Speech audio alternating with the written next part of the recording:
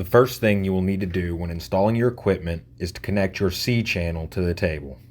To do this, you will need your C-channel mounting bracket template, a drill and 5mm drill bit, a set of metric Allen wrenches, and a clamp to attach your template to your table leg. First, center your template on the leg with the holes located at the bottom. Next, slide that template until the top is resting firmly against the table apron. Now, clamp your template in place and mark your holes. You can drill with the template in place, but you run the risk of opening up the template holes before finishing your drilling. Repeat these steps for every leg on the operator's side of the table except the first leg. Once your mounting holes are drilled, it is time to attach the mounting brackets. Use your Allen wrenches to remove the screws from the bracket. Once removed, attach the bracket to the table leg and tighten the screws. Repeat this for every leg you have drilled through. You are now ready to install your C-channel onto your brackets. Your kit may include additional C-channel and brackets depending on your table length and spread. Your C-channel will have T-slotted hardware attached, which will slide directly into the slots on your mounting brackets. There are 2 slots in every bracket, however, only 1 slot will be used per bracket, except for where 2 pieces of C-channel join together. Slide the T-slotted hardware into the mounting brackets. Ensure that there is 1 inch of space between the table leg and the C-channel, and then tighten in place using your Allen keys. Next, we will adjust the guide rollers on the puller cart in preparation for putting the puller cart onto the table. You will need a metric Allen key to make the necessary adjustments. The puller cart has 4 guide rollers, 2 on the operator's side and 2 on the non-operator's side. Leave the guide rollers on the operator's side of the machine in place, since they should be factory set, and loosen the 2 bolts on each of the non-operator side guide rollers until they can freely slide away from the 4x4 they are resting against. Lifting your puller cart onto the table will require a minimum of 2 people. With 1 person on each side of the machine, lift the cart up from under the guide roller mounting brackets and place it onto your table, ensuring all 4 drive wheels are securely on the table.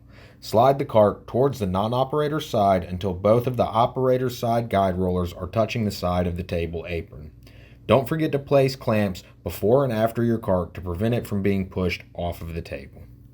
Once your puller cart is on the table, you will need 4 people to move your cutter unit onto the table edge. 2 people will stand behind the cutter unit and lift from the rear upper crossbeam. The other 2 people will stand on the operator and non-operator side of the machine and lift from the 2 large aluminum arms extending out from the cutter. Do not lift from the ends of the cutting track. Doing so may cause damage, resulting in failure of the cutter unit. Once the cutter unit is off of the pallet and in front of your table, adjust the height of the swivel feet until the cross-cutting track is parallel to the table and approximately 1/4 inch above the tabletop. Lift the cutter unit up, move the cross-cutting track approximately 1 inch over the tabletop, and then set the cutter down, with the table centered between the 2 arms extending forward. Do not slide the cutter over the tabletop, or damage will occur to the micro switch underneath the track. You can now place your final piece of C-channel onto your machine.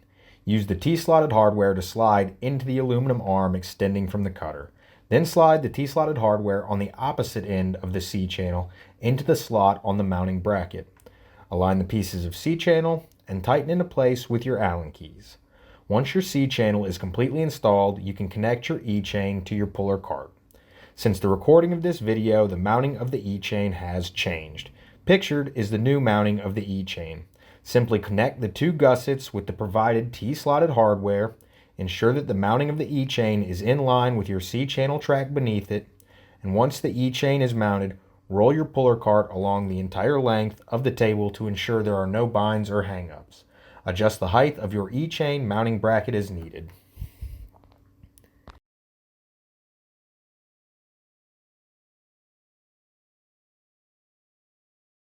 Now that your E-chain is mounted, you can connect your electrical and pneumatic lines to your puller cart as shown in this video. It is now time to mount your control box. You will need to slide your knife forward in the track in order to do this. Loosen the set screw in the back of the control box mounting plate. Slide the fins of the control box over the mounting plate until the control box is resting on the aluminum beam, and retighten the set screw to secure the control box in place. Once the control box is mounted, you can make the remaining electrical and pneumatic connections. There will be 1 electrical and 1 pneumatic connection from the E-chain to the control box. The remaining connections will be into the bottom of the control box. Each plug has a different pin number or pattern and will only fit in its designated outlet. There is also only one orientation per plug, making it easy to make all connections correctly. Once your power cable is connected, please note that it is not yet time to put power to your machine.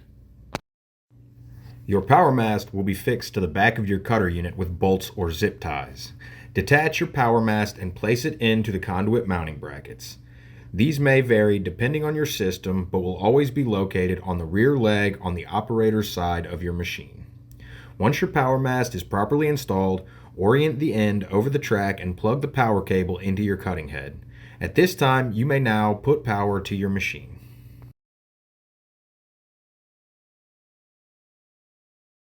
When adjusting your guide rollers, ensure that the two roller wheels on the operator's side of the machine are against the table apron, as instructed earlier in this video. The guide rollers on the non-operator side of your machine should still be loose from when you lifted your puller cart onto the table. Push the entire guide roller bracket in until the wheel is touching your table apron.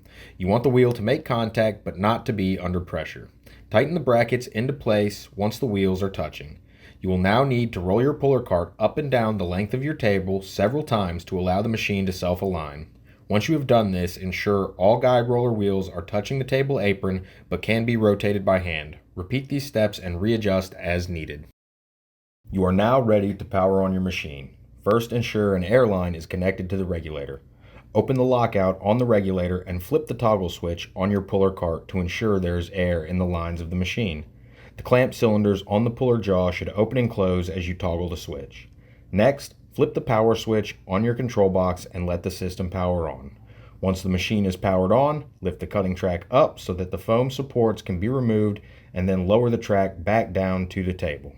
Now, press the green button to test fire your cross-cutting knife.